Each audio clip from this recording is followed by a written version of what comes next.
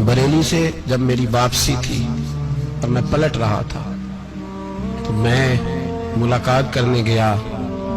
मेरी तबीयत में ये रानाई थी कि खुदा खैर करे, मैं पलट रहा हूं। मैं मुलाकात करके जब वापस बाहर आ गया, मेरे साथ एक शख्स था तो मुझे फिर बुलाया, और जब मैं दोबारा अंदर गया तो मुझे अपनी जेब से कुछ रुपए निकाल के दिए। फरमाने लगे ये खर्च है आने जाने का और कभी महसूस न करना। मुझे वो सब लोगों के बीच में देते तो मेरे लिए राज था, लेकिन मेरे जैसे गरीब को नवाजना भी और उसकी इज्जत का भी ख्याल करना, ये मकाम, ये रंग, मेरे पास करोड़ों बातें हैं, बल्कि मैं साफ कहूंगा कि उन्हीं की महफिल सवारता हूं। चराग मेरा है रात उनकी, मैं उन्हीं के मतलब की कह रहा हूं। जुबान मेरी है बात उनकी।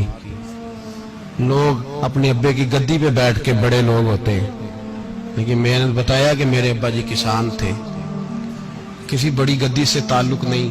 मैं किसी जमात में कभी नहीं गया, कोई सहारा नहीं लिया। मस्जिद भी वो है जहां जब मैं आया था तो 3 लोग नमाज के लिए होते थे, तो कभी तीसरा ढूंढना पड़ता था। जितने जलवे, जितनी रानाइयां, जितना हुस्न, जितनी ताजगियां, और मेरे अजीजों के चेहरों पर ये जो नूरानियत का हुस्न आपको नजर आता है ना, ये मेरे हजरत की होंठ से निकली हुई सिर्फ एक दुआ का सदका है, सिर्फ एक दुआ का सदका है, सिर्फ एक दुआ का सदका।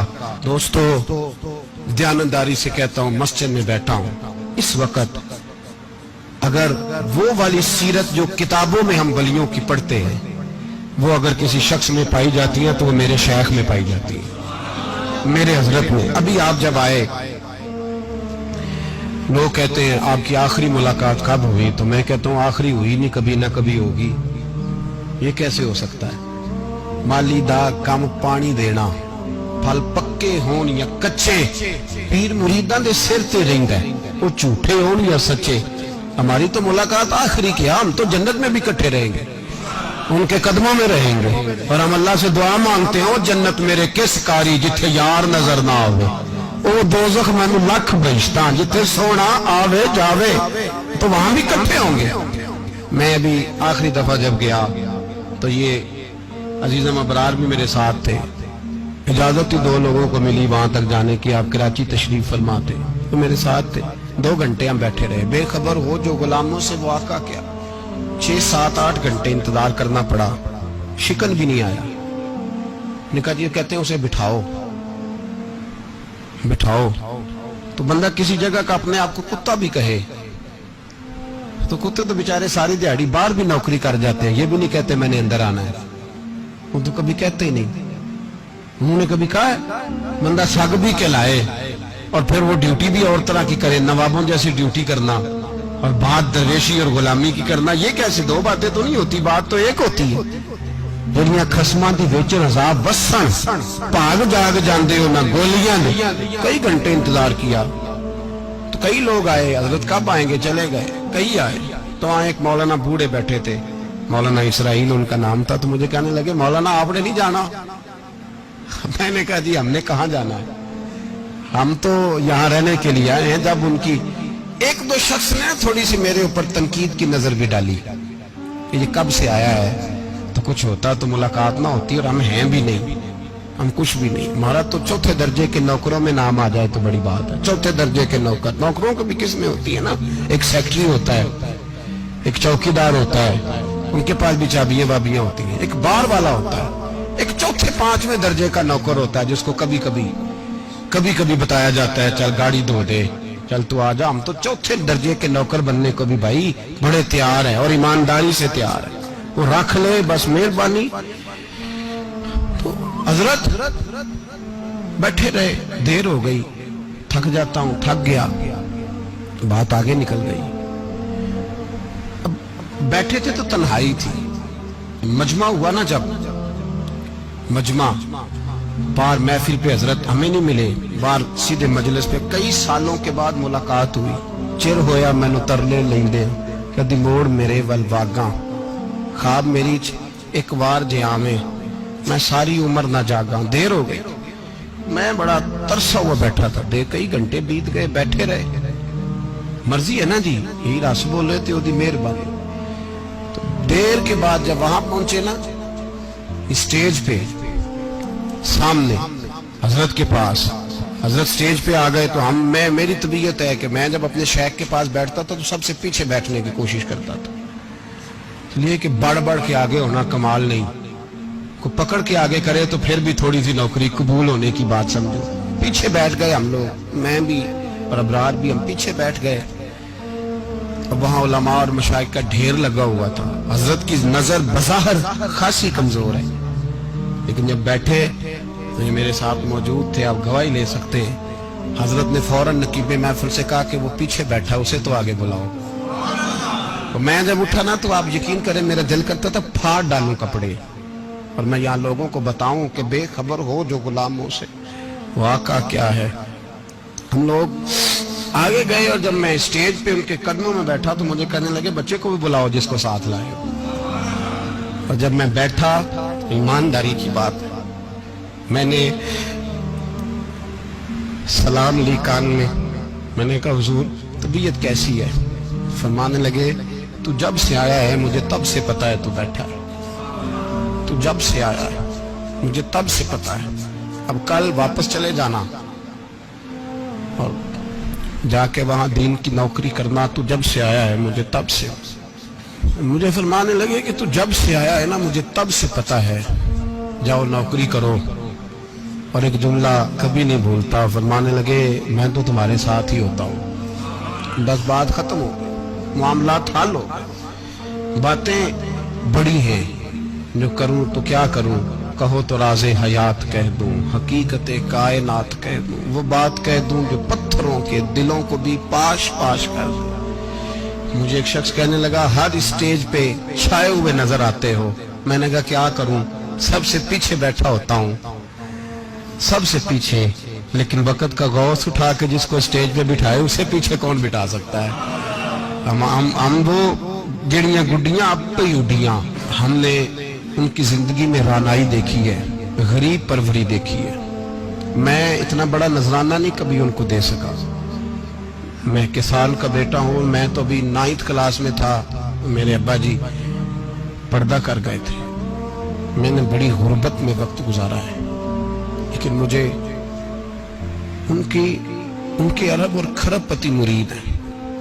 کھرب وہاں لوگ کروڑوں روپیہ لے کے لائنوں میں کھڑے ہوتے ہیں، میں غریب باپ کا بیٹا اور مستعار زندگی، لیکن میں نے انہیں عزت دیتے دیکھا ہے، میں نے دیکھا ہے وہ قریب بلانے والے، وہ پیار کرنے والے۔ میں نے ان کی غریب، لوگ کہتے ہیں میرا پیر غریب نواز ہے، اور قسم اللہ کی میرا پیر غریب نواز ہے۔ میں نے غریب نوازی دیکھی ہے، میں نے وہ رنگ دیکھا ہے، میں نے وہ جلوہ دیکھا ہے۔ ان کے نرگسی ہونٹ جب کبھی کبھی میرے پیشانی کا بوسہ لیتے تو مجھے یوں لگتا کہ اللہ نے جتنی خوشبو دنیا میں رکھی تھی میرے شیخ نے ساری میرے وجود کے اندر اڈیل دی۔ بریلی سے جب میری واپسی تھی اور میں پلٹ رہا تھا تو میں ملاقات کرنے گیا، میری طبیعت میں یہ رانائی تھی کہ خدا خیر کرے، میں پلٹ رہا ہوں۔ میں ملاقات کر کے جب واپس باہر آ گیا، میرے ساتھ ایک شخص تھا تو مجھے پھر بلایا، جب میں دوبارہ اندر گیا تو مجھے اپنی جیب سے کچھ روپے نکال کے دیے، فرمانے لگے یہ خرچ ہے آنے جانے کا اور کبھی محسوس نہ کرنا۔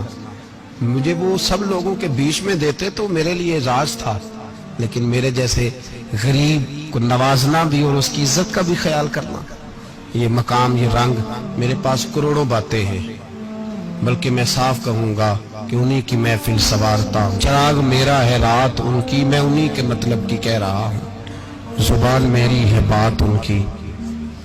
لوگ اپنے ابے کی گدی پہ بیٹھ کے بڑے لوگ ہوتے ہیں، لیکن میں نے بتایا کہ میرے ابا جی کسان تھے، کسی بڑی گدی سے تعلق نہیں، میں کسی جماعت میں کبھی نہیں گیا، کوئی سہارا نہیں لیا۔ مسجد بھی وہ ہے جہاں جب میں آیا تھا تو 3 لوگ نماز کے لیے ہوتے تھے تو کبھی تیسرا ڈھونڈنا پڑتا تھا۔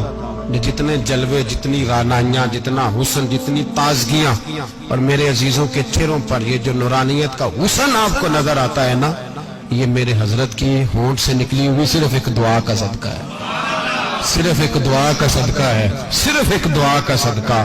تو بھائی وہ کبھی کبھی یہ شعر پڑھتے ہیں نا میرے عزیز، تو وہ میرے لیے پڑھتے ہیں، میرے لیے شعر پڑھتے ہیں کہ جے کر سائیں وساؤن کچھ اجیاں نو پھر کیڑا مائی دا لال اجاڑ سکدا ہے، جے کر سائیں وساؤن کچھ اجیاں پھر کیڑا مائی دا لال۔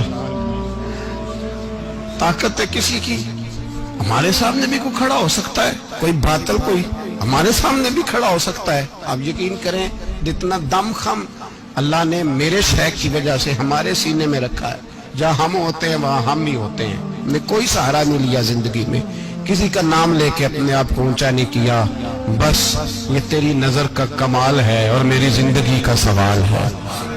اور اس نظر پہ میں نے کہا مریں گے تو کفن پہ بھی نام لکھائیں گے، اور مریں گے تو قبر پہ کتبہ بھی تیرے نام کا لکھائیں گے، اور یہی جلوے لے کر کے انشاءاللہ جائیں گے، اسی نام سے پہچانے جائیں گے، اور انشاءاللہ وہاں بھی غلاموں کا رنگ نرالا ہی ہوگا۔ باتیں ہو ہی نہیں سکی، بھی تو ایک پہلو کھلا ہے، ابھی تو دفتر پیچھے پڑے، انشاءاللہ پھر ایک نشست رکھوں گا، ان کی باتیں پھر سنوں گا، اور یہ باتیں ہوتی رہیں گی انشاءاللہ تعالی۔ مجھے لوگ پوچھتے ہیں ہر تقریر میں کہتے ہو میرے حضرت فرماتے ہیں، تو میں نے کہا کیا کروں، میں تو فرماتا ہی نہیں۔ آپ یقین کریں تیاری کوئی کرتا ہوں، جمعہ میں تقریر کوئی اور ہو جاتی ہے، وہاں کچھ اور کتابیں کچھ اور دیکھ کے آتا ہوں، یہاں کچھ اور ہو جاتی ہے، پھر سمجھ آتی ہے کہ تو بولنے والا ہے ہی نہیں، کوئی اور ہے جو تجھے سبق پڑھاتا ہے، جو تجھے کہتا ہے اس طرح کر کے بات کر، اس طرح کر کے۔ ایک شخص مجھے ناروے سے رات فون کر رہا تھا، کہنے لگا حضرت صاحب آپ کی باتیں میرے سیدھے دل میں لگتی ہیں، اور یہاں بیٹھ کے صحیح ہو گیا ہوں، فیس بک پہ سن کے ہی وجہ کیا ہے؟ میں کہتے مجھے بھی نہیں پتا، مجھے پتا ہو تو میں بتا نہ دوں، یہ مجھے نہیں پتا بھائی، مجھے کیا خبر کہاں یہ مسجد جو کہاں دنیا سے بھی دور ہے، اور کہاں ناروے اور کہاں لندن اور کہاں سارا زمانہ اور کہاں یہ دنیا، ہمیں نہیں پتا۔ بس اتنی بات ہے کہ مالی دا کم پانی دینا، پھل کچے ہون یا پکے تو پیر مریداں دے سر تے رہندا ہے، جھوٹے ہون یا سچے، یہ پکی بات ہے، یہ کنفرم بات ہے۔ اور مجھے تو کبھی کبھی لگتا ہے وہ صرف میرا ہی خیال نہیں رکھتے، جو مجھ فقیر سے جو وابستہ ہیں ان کا بھی بڑا خیال رکھتے ہیں۔ کئی دفعہ مجھے اپنے کئی عقیدت مندوں مریدوں کے پیچھے ان کے جلوے نظر آتے ہیں، مجھے ایسے لگتا ہے جیسے چھا گئی ہے ان پر میرے حضرت کی نورانیت، مجھے رنگ نظر آتا ہے اپنے درویشوں میں ان کے حسن کا۔ بس دعا کرے تا ابد آستانہ یار رہے، وہ آسرا ہے غریبوں کا۔